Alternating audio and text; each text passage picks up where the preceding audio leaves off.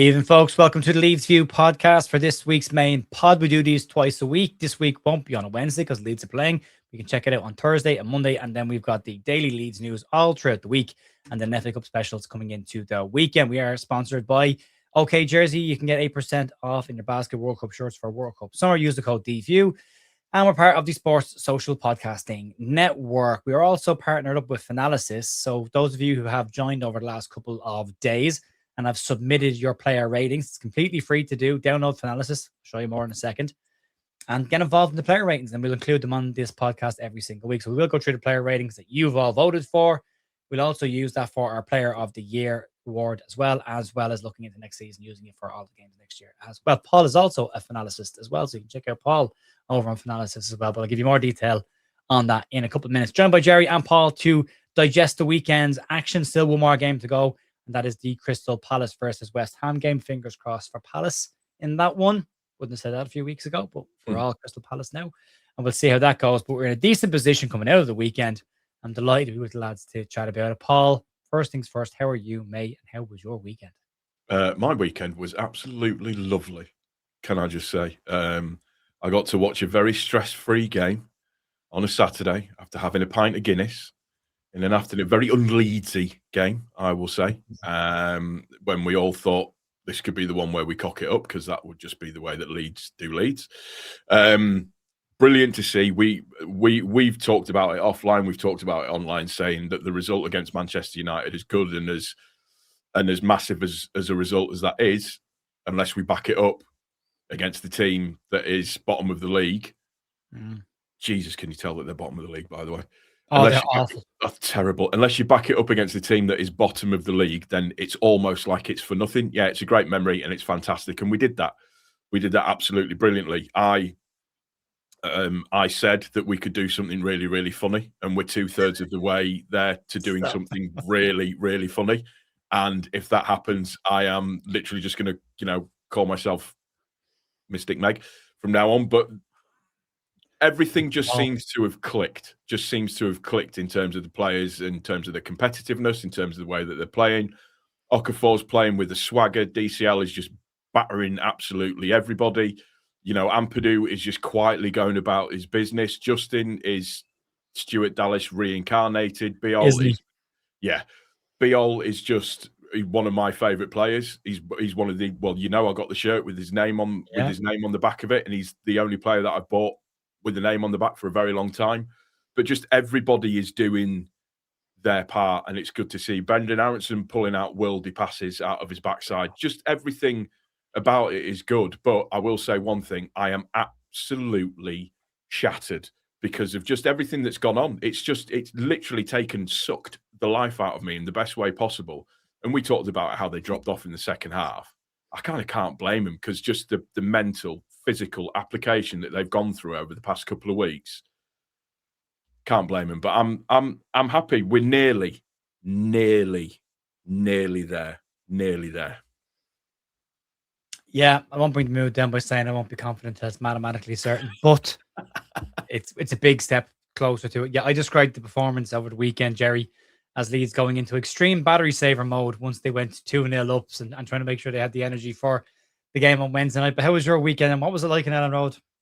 It was strange. It was we got 2 goals, and it was, as Paul says, it was sitting in the stand, smoking cigars, having canapes and nibbles, and talking about the world, and watching Wolves fans and laughing at them. We saw that game many times last year. We go 2-0 up, and then nothing happens in the second half. I was quite happy with that. It was okay. I was even urging Daniel Farke to make lots of subs. Just if he's limp, get him off. I'm nearly there. Part of me thinks, is 3 teams below us going to get 40 points each? Probably not. Then when I wake up and sweat at night, I think, of course they can. They will. Oh no, it's not over. We probably need that Burnley win. I think Bournemouth's difficult, but get out of there and Burnley. fair play to agent Georgie Reuter. You know, some people might still be a bit annoyed with him when he left. I think we can forget that now. He's probably, if we stay up, that goal's probably worth tens of millions to us anyway for staying up. Brendy, you mentioned his killer pass, but he's a killer. I mean, he could have killed that guy. Did you see him pushing him? The guy, he was taken off injured. Whip, I've never seen as bad as that. You know, he's just a nasty little thug, really, isn't he? Yeah. What a terrible thing to do. He was awful against a team full of Gomez's, really. They were awful. They were pretty. They're just. I recognized the goalkeeper vaguely and Adam Armstrong and nobody else. I liked their shirts; they were all right. I liked the way the Wolves fans told them to sod off when they came over to clap them at the end. I thought our team, as you said, Okafor, the guys.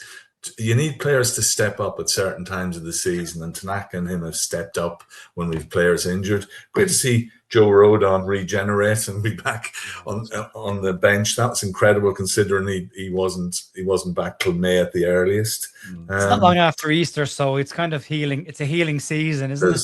Yeah, there's a tomb without Joe Rodon in it. As you said, Biol was my man of the match. I was a bit annoyed. It was excellent. I couldn't get a bet on. I usually back 3 centre halves, but I couldn't get it on just. And my phone was playing up. The Wi-Fi was rubbish on Saturday as well. Couldn't even get a score. So I just did Pascal for a fiver, and he nearly had one in. But James Justin, I mean, I've seen a lot of stuff bookmarked this week. Leicester fans going, we did, 10 million, and that's good. That's one of the bargains of the season. And to get a bit part full back who's injury prone to score a goal like that, that's all right. But Leicester haven't suffered without him, really, have they? It was main shout out for the Mike guy. Yeah, he only has one job to do, probably twice a season, and then the linesman comes off. Fair play to Big Rich for announcing the linesman coming off. You think they would be mic'd up, but he's only got that job to do once a year, and it took him 10 minutes. Must have been, when I seen the board going up 10 minutes, I thought, you're all right. You're all right, lads. We'll just call it quits here. We'll just shake hands and say that's it. And a shout out, I suppose, for Spurs as well, who shouted out too early. Simons, have you ever seen such a whingy face in your life? He looks like a baby about to cry, almost as whingy and cry as Declan Rice was yesterday. Oh, there it is. Wait on it. And who gambled to make that big banner at the end? Now, no love for Man City, but panic on the streets of London. You know, they probably cost a few £100 to get that made. That could have looked very silly and would never be used. I thought that was brilliant. That made me laugh. Celtic made me laugh yesterday, scoring 4 goals in 6 minutes when they're bloody awful most of the time. And I got a semi-final ticket, which is good. Off to Wembley. Sorry, lads. Thanks, Gerry. Cheers. Yeah, and a big shout out to Kev, who I met at the ground. He said he loves the podcast, and he wants to say hello. Oh, I forgot. I thought one of our best players who made a difference in his little cameo was little Willie Nonto. I thought he played really well when he came on, and I'm really annoyed at Calvert-Lewin because I'd back 2-0, and that was he got that penalty, and it's well, never mind. Great day all round. Yeah. We're 39 points. We got 5 games to go. I'm nearly there. And God, I say it every week. Someone had said it to us. We could be going to Tottenham, and we could be going there, and again with a cigar and our nibbles with us, and maybe a band playing some light jazz in the back. Take the band, playing with us. Take the band from outside the East Stand. Take them down with you. Yeah. Oh yes, yeah. There's a live band outside the East Stand, isn't there? Sometimes that plays. Yeah, we could do that. No, we just need some background music just to sway in unison and watch Spurs go. There's still a bit to go, and there could be twists and turns, so we shouldn't get carried away. Really, let's hope, as Gerry says, that Palace can do us a wee favour tonight, and we could get something at Bournemouth maybe. But Burnley win that one, and 42 points. Surely that would be enough. But yeah. All round, good weekend, and then 2-0 win, 3-0. Sorry, I keep forgetting we got the third goal. Yeah, and And I think the fans were saying we're going to Wembley or going to Hull or words along those lines. And Was You're funny. going to Spurs was the other one that they were singing as well. Just funny. And the Wolves fans, gallows humour. Respect to people who would travel when your team has been that bad all year, and they were singing "We're Going Down" and everything else. So I've only got respect for the Wolves fans. One of them got thrown out, didn't he? Right, early on at the 2 start. minutes. Got thrown out. I was like, "What?" I thought they were bringing him back in and making him watch it. I don't know. That's what I understood. Yeah. You're not leaving. You have to stay and watch the rest of it. Yeah. So I know our season ticket renewals are out this year. Yeah. It's up 300 quid in the Bremner Suite. Well done. Value your fans. Yeah, but hey, what are we going to do? It's not like we can go shopping at Morrison's or Asda, is it? You're in a porta cabin next year for that 300 quid, aren't you? No, it's a building. It's not a porta cabin. It's a building. It's not a building. Yeah. And we're going to have to walk around. Modular. I don't want them. I want them to cancel the building. I like it as it is. Leave it alone. Yeah, leave it as it is. Never mind. So that was my weekend. You'll miss that when you go back there, Gerry. It'll be a fancy newsstand by the time you go back in there. Yeah, I've got my dog here. She's agreeing. Aren't you, Maisie? Yeah, there you go. I should mention for Gruev as well. He was brought on particularly just to shore up the midfield in the second half, and he did a very, very good job and was also instrumental in the penalty. Yeah. Second time in 2 games he's done that. Come off the bench and then the FA Cup final against quarter-final against West Ham. So, and we forgot to mention that save by Darlow. Oh, wow. How could I forget? Sign him up. It's just ridiculous. He's going the other direction as well. He's getting better, but he's getting better every single week. Like he's 35 years of age. He's maturing like a fine wine. I mean, we got one of the best keepers on form at the moment with the best teeth, and I think give him a contract. Yeah, he looks good-looking man, with well-groomed, I'll say. Yeah. So get him in, keep him in. Steve Grizovic somewhere looking at the TV going, a goalkeeper's not supposed to look like that. His nose Steve flat across his Grizovic. face, There's a reference. That's a good-looking lad. From the back. I saw him get his nose broke. It was incredible. I think he's breaking his nose every second week. Like, I watched him get flattened across his face against Arsenal. He's good keeper. On James Justin, by the way, like, so for a bit part player who we got robbed for on the Finalysis ratings, Leeds fans have made him on average the best player of the season for Leeds. So this is the fan vote, and this is done every single week, and then it accumulates it over the course of the season. But based on where it is right now, James Justin has the best average. Now it depends on how the games played as well. So sometimes the less games you play, like Sebastian Barnell was in that top 2 for a couple of weeks. So based on the average of games, but James Justin sitting on top of an average of 76. A lot of rest of them I'd agree with nearly all of them. Yeah, I'd agree with nearly all of them. Yeah, Joe Roland should be in there for me, but not bad for having our pocket stolen, is it? So we'll take that. Right, let's get into our weekly copium section and let's talk about how the weekend actually went. No, before we actually, we're on the ratings. Let's stay on the ratings. So these are the Finalysis ratings for this weekend's game. So again, if you haven't downloaded it, it's a completely free app. You can download it using the QR code that's on screen there, or the link that's in the description box and the episode box below. You can check it out there. And then my Finalysis handle is there. You'll find Paul when you go. Paul, what's your handle on Finalysis? Do you remember? I can tell you. Give me 2 seconds. You do that while I chat around. You do that. So once you're in there, you can answer the polls. You can write posts. It's only Leeds fans talking about Leeds fans. That's what's great about it as well. You can look at other teams, but you can only comment on your own side, which is Leeds. But then you put in your ratings. You can also predict the game score. So Bournemouth prediction is out right now. You can go and predict over there if you want to. You can give everyone down as far as the referee rating on this, and we'll track them over the course of the remainder this season and all of next year. We've been doing these on our Instagram page for months, but we use them the odd time we dip into them here. But according to Leeds United fans, the man of the match was James Justin with an 89 out of 100. Right behind him was Noah Okafor with 88, Calvert-Lewin with an 85. Sorry, Darlow with an 86, Calvert-Lewin with an 85. And then, everyone in the 80s, fantastic performances all around. And on the bench as well, some good numbers there as well by everybody. Ilya Groove never gets a huge number. That should be said. No matter what he does, he never gets a huge number. But not a bad game, Gerry, from the individual standpoint. Yeah, it's consistency right through. As we said earlier, I thought usually the goal scorer gets more credit in there. And I mean, for the goal he scored, that's probably why he's man of the match. But you just watch Beal every week, and he just wins. He wins headers. He gets little. If he doesn't win the header, he does enough to put a player off. He's in there. Pascal the same, and we're just used to these lads being consistent. Everybody in there does his job. I mean, Brendan obviously got stick early in the season, but now we just accept it that they're in there, and that's part of the team. And you look at those players on the bench, and that's a strong group of 5 to bring on, and to see Joe Rodon coming back, that's decent. I know in rugby they call them finishers, and to be able to bring these guys on at whatever stage we're at is good. And as I said earlier, I thought Willie deserved probably in the 80s as well, because I think in his time on he scored. He caused as much mayhem as anybody did. But you can't argue with those. Everybody's doing their job at the moment, and that's important. And that's without Stack. I saw Stack in the stand the other day.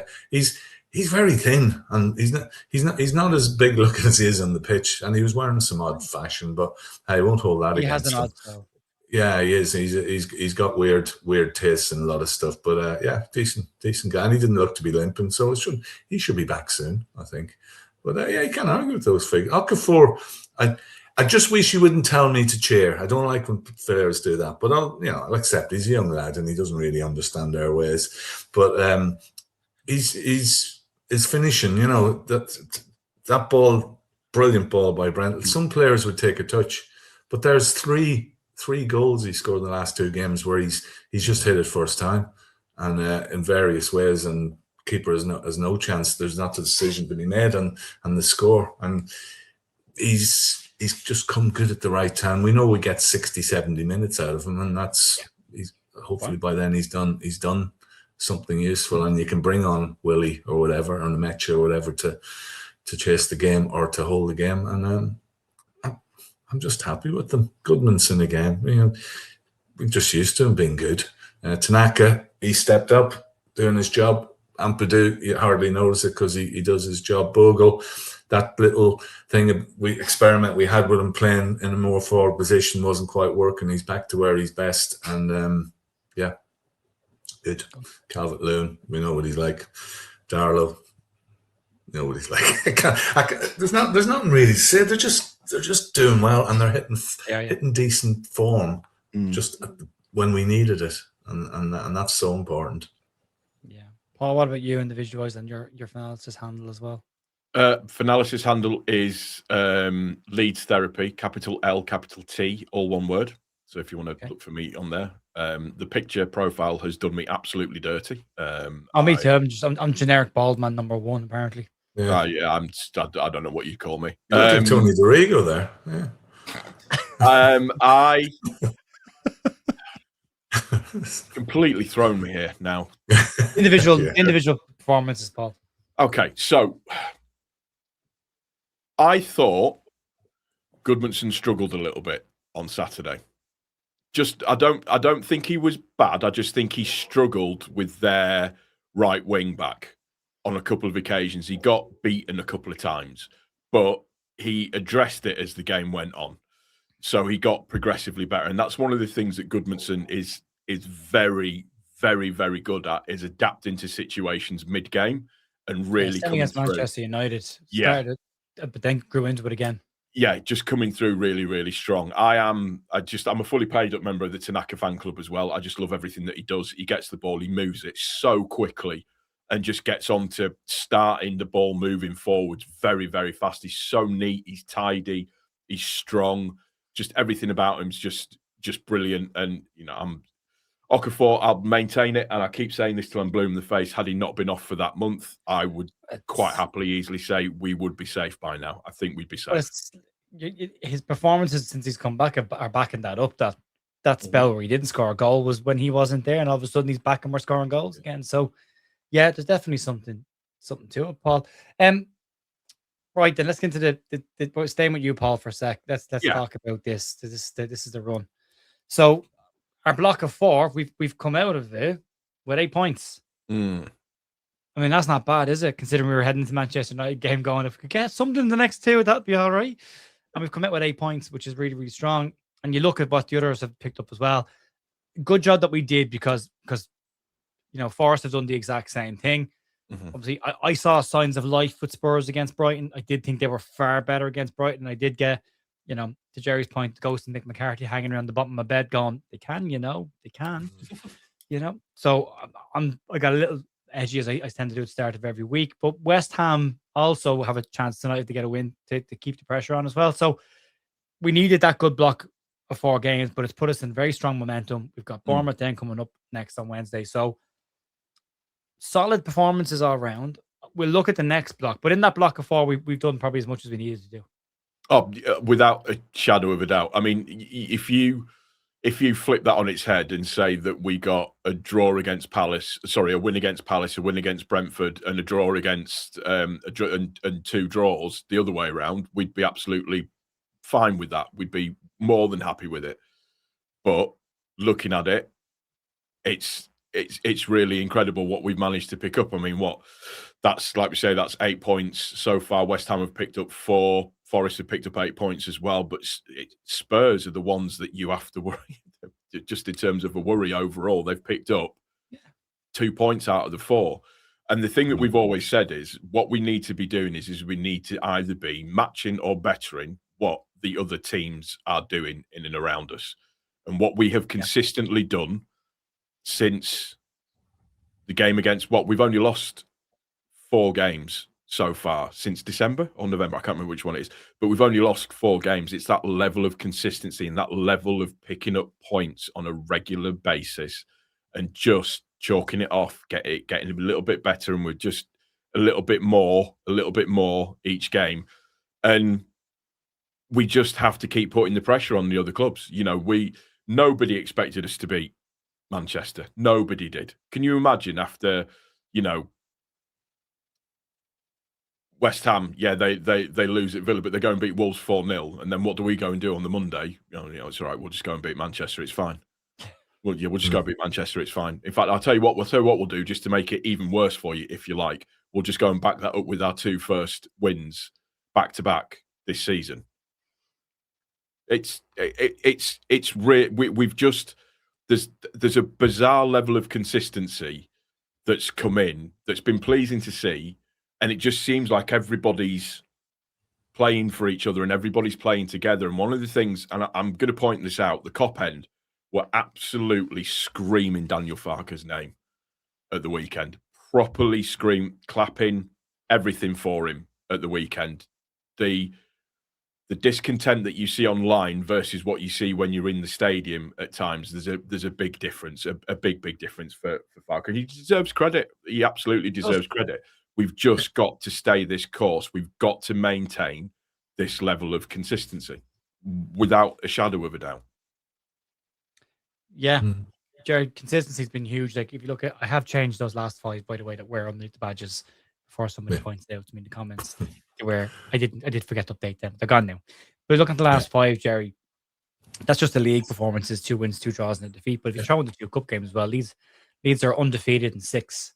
That's a really strong run of form at the right time of the season. Those momentum from those 2 cup games has put us in a really strong position as well, going into even what the weekend will look like against Chelsea at Wembley. So important to get those points on the board, Gerry. But important, I suppose, is to look ahead to the next block, which I think are going to be really important for all the sides involved in this. And that's to try and get something at Bournemouth and Burnley and just put it to bed nice and early. But then when you look at West Ham, depending on how they get on tonight against Palace, Everton, Brentford, Arsenal, and Newcastle in that one. Although 2 home, 2 away. Forest have got 3 away games in the next 4. Away at Sunderland, away at Chelsea, away at Manchester United, the home game against Newcastle. So if you're Spurs looking at Wolves, Villa, Leeds, and Chelsea, if you're Spurs, you're looking at West Ham and Forest and thinking we could catch them. And if you're Leeds, it's just about making sure we run the clock down and the games down that they can't catch us mathematically in the next 2. I'm more worried about Nick McCarthy being at the bottom of your bed, but that's probably another podcast. Oh. Listen, Nick can go where he wants. A lot of time Nick McCarthy. You look at those. I mean, I suppose if you look at Forest, you think, well, Chelsea are on a dreadful run. Newcastle are bloody awful. But then someone says that they have to turn it around sometimes. Sunderland, you thought, well, they'd got their feet up, and they were unlucky yesterday. They got back to 3-3 and 4-3. So the bit of fight. There's no easy games. It's a cliche, but there is no easy games except probably Wolves. So that's why I was glad Spurs didn't win on Saturday for obvious reasons. But if they'd gone in the Wolves game 2 wins, and all of a sudden they got a bit of momentum. We're in the box seat, and that win against Man United give us 30. If we were on 36 points, it'd just be a bit more nervy, and you'd be more nervous going to Bournemouth. But I suppose we've got a bit in hand, and I think our run of games, we probably could afford to lose 2 games in there. I'm not saying I want to, but we probably could afford to. If we beat Burnley, I think that's good enough, and we've got that. Whereas you look at the other teams, they're chasing, and we're just putting punctuation on it and finishing, if you like. So it's hard to. I think Forest have got a bit about them. They got Europe as well. You know, they're playing Villa in Europe. That's probably going to affect them. Spurs. If Spurs don't win on Saturday, I think that's it for them. I think if they can't beat Wolves, and hopefully Wolves are up for, I think that is crucial. And I think by the time we go down to Tottenham, regardless of that, I think we might be rubber stamped. And I think, you know, that's probably been a bit presumptuous, but we've definitely not got the toughest run in. And I think by the time we get to West Ham, we'll be. Well, yeah, I think West Ham hope that we are safe as well, because they'll be wanting it. But I think the West Ham game will be after winning the cup and everything, so we'll be full of it, really, won't we? You know, we probably have. We love London by that stage. We'll be parading the cup at the Brighton game, because that will be midweek after the cup final, and then West Ham game will be down there celebrating it, and probably saying to West Ham, "Hope you win," because that will send Spurs down. That'd just be the funniest part of the season. A lot can happen in these games. This time of the year, teams in mid-table are probably, you know, some of them go on holidays. Teams at the bottom of the table turn into championship form, and teams at the top sometimes can be wobbly. I still think we're obviously in the box seat. I don't really care who goes down in the bottom 3 as long as we survive. It would be fun if it's Tottenham, but yeah, Palace get something tonight, and it's another step. It's another step. So and we're pressures off us. I've spoken to a few people who aren't Leeds fans. I said, "What are you talking about? You're safe."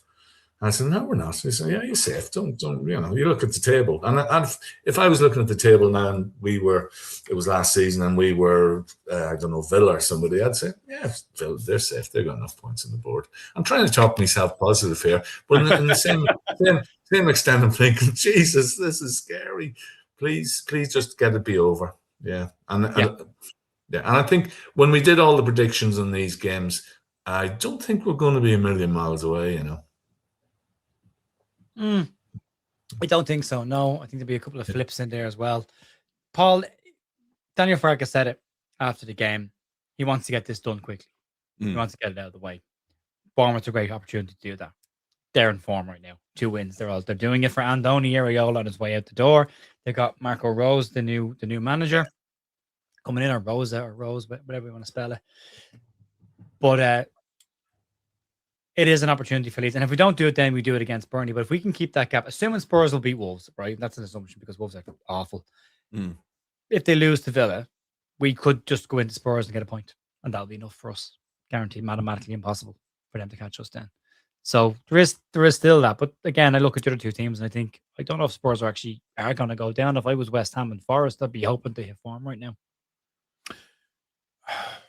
We could make this really easy for ourselves. Just go win at Bournemouth and go and Burnley, and then it's done. Yeah.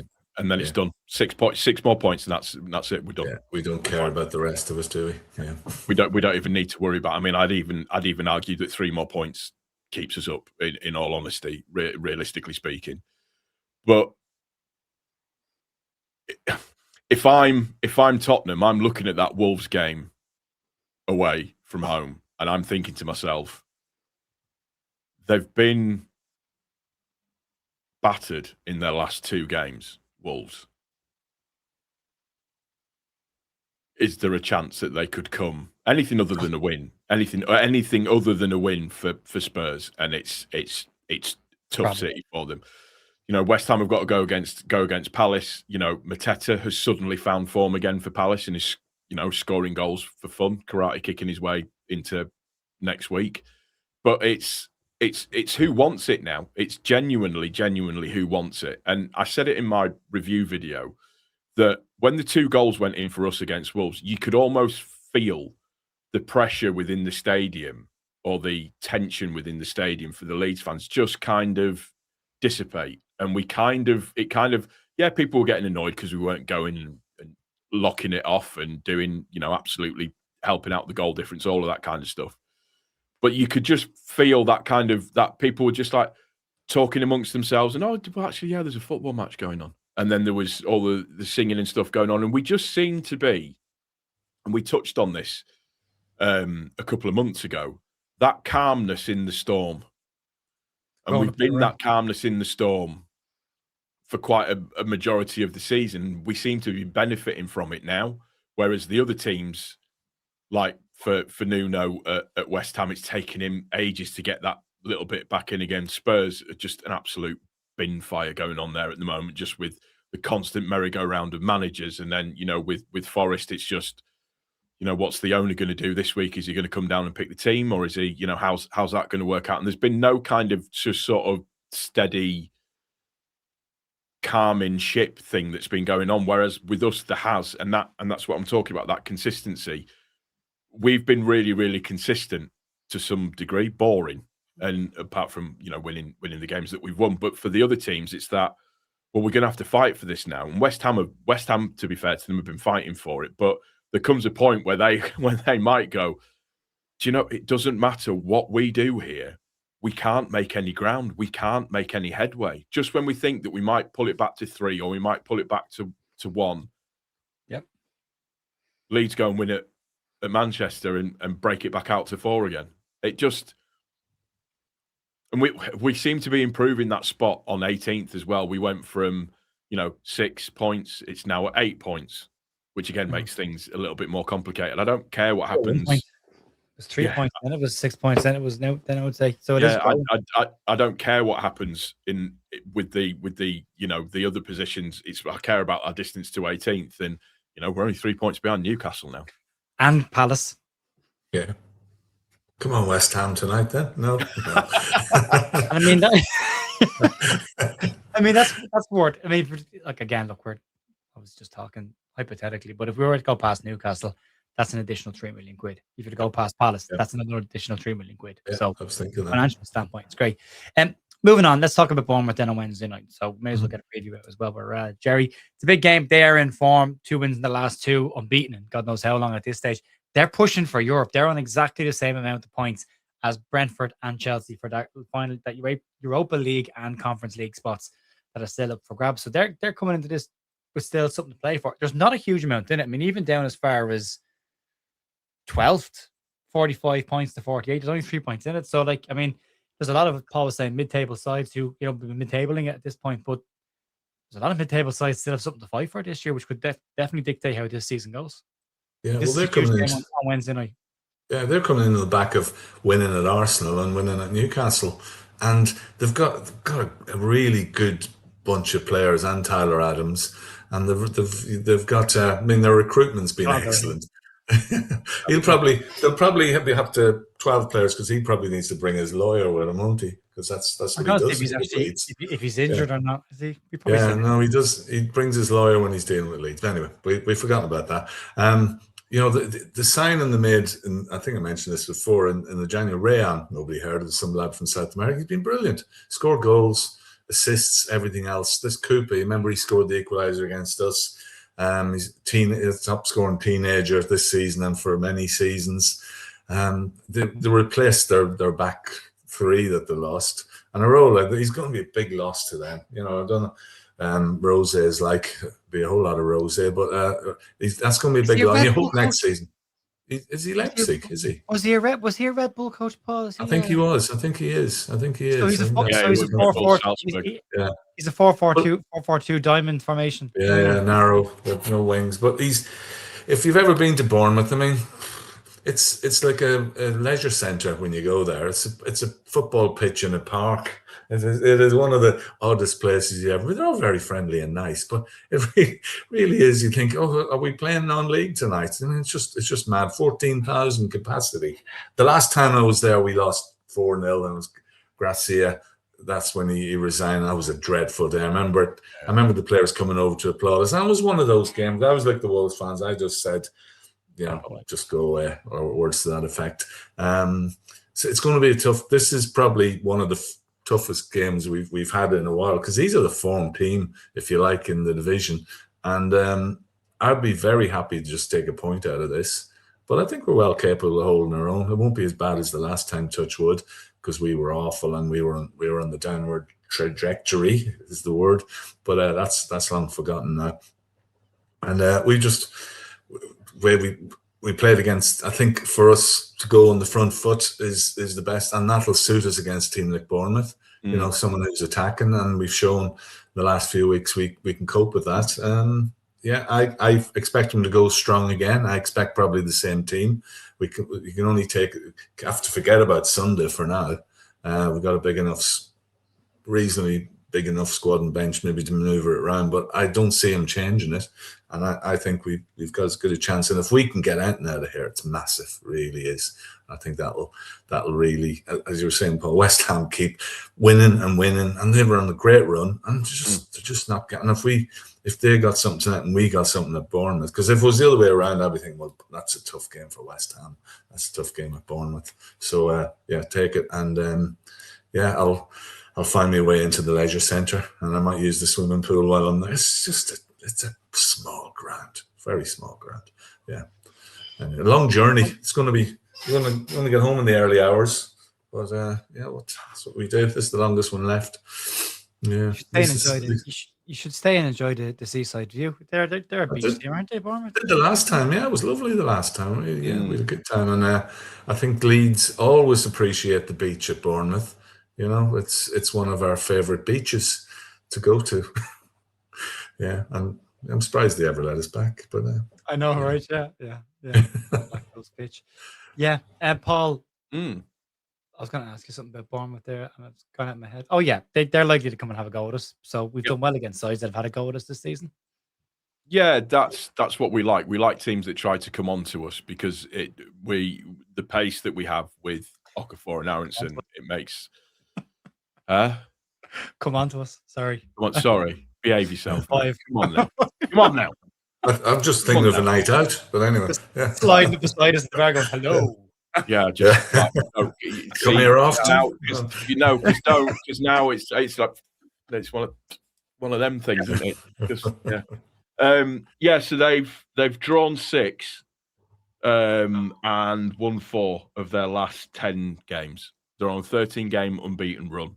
Home form wise, they're sitting 10th in the table. Their last 5 home games is 1-1, drawn 4. So they are draw specialists to a degree. Yeah. Next to most draws in the division this season. Yeah. Second, Leeds. So you know what that means. Listen, genuinely, and I mean this, I'd take a draw. I would 100% take a draw and just keep that.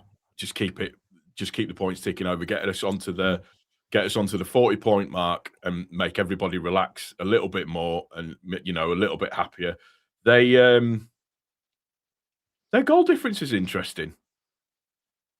They have, from a conceding point of view, they've conceded 50 goals this season. They have, 50-50 actually. They are literally 50.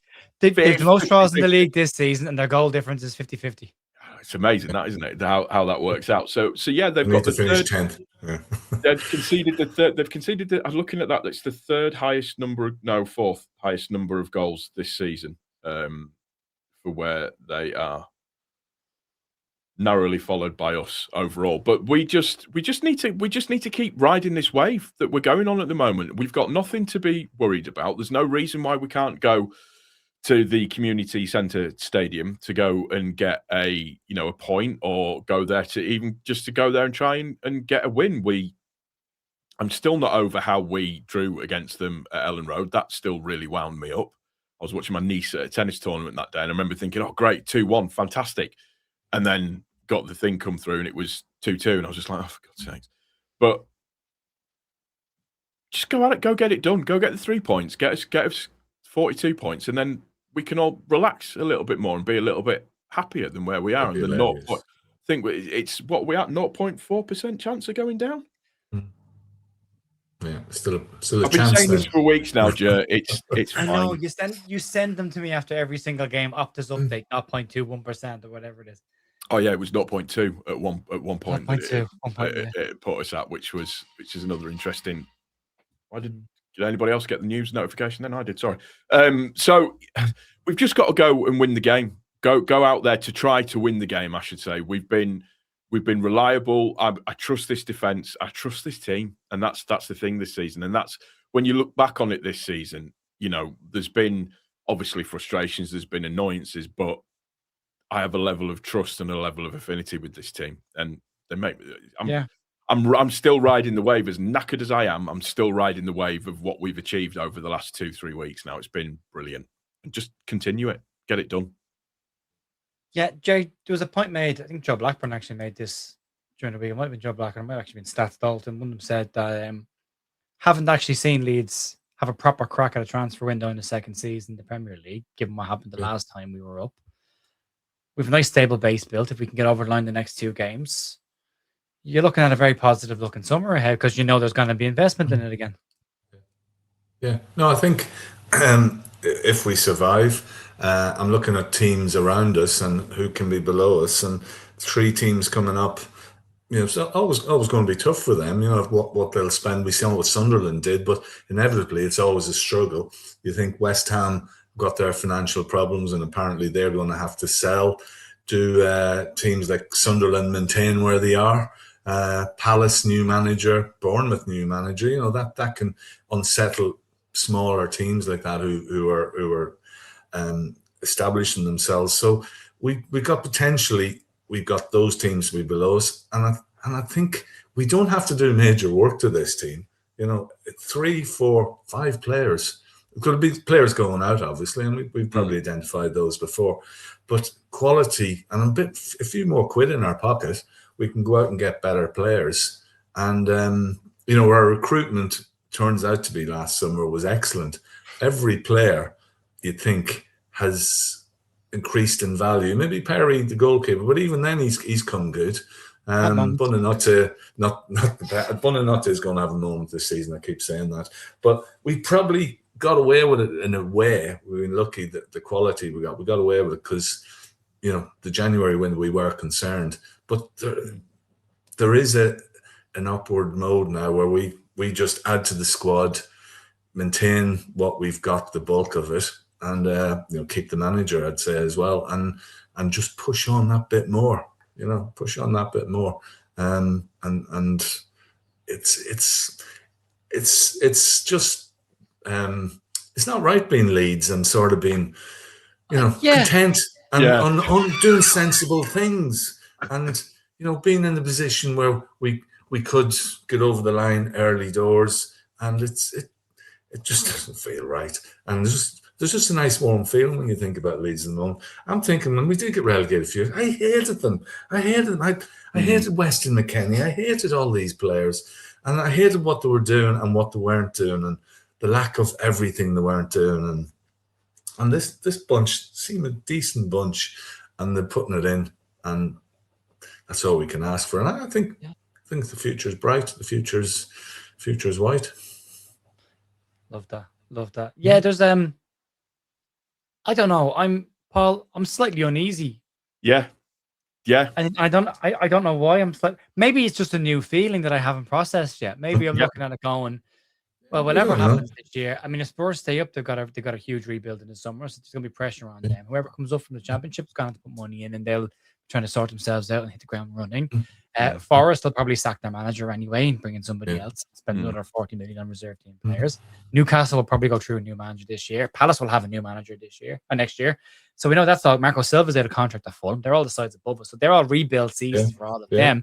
Yeah. And then there's Leeds kind of going, we're fine. Just tweak here. Just a little, I don't know how I should feel about it. I've been looking forward for this moment for so long of going, I'd like a nice relaxing season for Leeds. You know, No. not that's assuming next season is, but just on paper, looking at it, kind of going, we're coming into a summer without major constructive surgery needed on this side. Yeah. Fairly calm and balanced around the place. More investment coming into the club. A brand new rework to the stadium already begun. The scaffolding has already gone around the West Stand. Yeah. And you're like, yeah, I don't know. Great. Yeah, it's really weird because as content creators, one of the things that we thrive off of is the mentalness of your club and what can Thrive's a word I wouldn't use. I know. it's what we enables us to put out content. It's, you know, the little weird things that are going on, and you can go, oh, talking really points, discussion, directions, and all of that kind of stuff. And it's what getting it. We kind of sat here going, we're all being very normal. What do we do? This is a bit strange. We all said we'd like it to be nice and boring for a change, rather than it all being a bit of an absolute mad thing that's going on. And it's like you, Gerry, you kind of sat here going, don't quite know how to process this. My body is used to feeling in a constant state of flux, in a constant state of panic. And now I'm just currently zen, and it's a little bit weird. There's this ADHD trait that I have. I'm not the only one that has it, where is if I've got plans for like 2-3 o'clock on a Sunday afternoon, right? I go into a holding pattern for the whole day. Right? Can't do anything because that might throw off that timeline, and I don't want to be late and I have to be there on time, and right, this goes on. And I kind of end up, my wife calls it Quentin, where you're just kind of standing around the house, kind of looking at things, going, just watching the clock, just waiting on to get to I have to leave now. Right, okay, go. And I kind of had that same feeling about this, kind of going, this is happening. I'll just wait a bit and see what happens, see how this pans out. But it's great. It's great. I mean, look, again, the job's not done. I know that. And there's, again, look at the comment section on these podcasts every single week. There are people that will say it's not done. We could lose every single game, and that's the old school Leeds PTSD that we all have a little bit of inside us. And then there are other people saying it's done. There was never any rush, never any panic. This was done earlier on the season. Don't be worrying about it, lads. Said we'd stay up all year.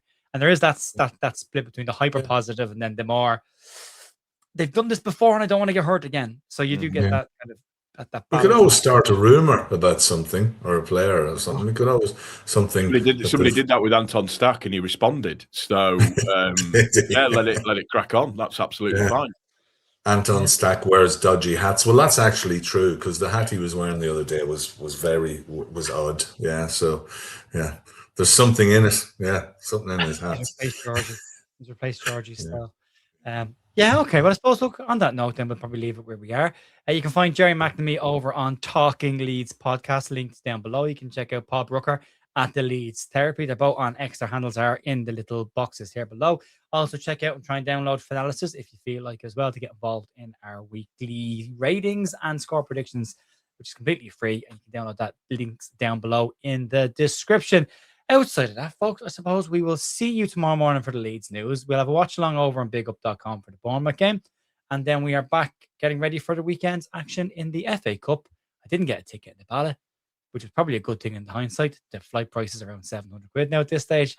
So probably dodged the bullet there a little bit, but we will have something going on for the match. I might even go to the Camden. There is a watch along on the Camden in Dublin, by the way, for anyone who is interested in going down for the FA Cup semi-final, being around Leeds fans. And there is the For the Fans fan park, which will be in the O2 Academy in Leeds. There'll be over 2,000 people there. I was planning on going there, but again, the flight prices have gone through the roof because of the fuel stuff. So, we'll see. But I'll let you know more of that before the weekend. And also, you can take an OK jersey, 8% off. World Cup shirts for World Cup summer. Links down below in the description. Folks, have a great rest of your evening and day, and I'll talk to you soon. See you later. Bye.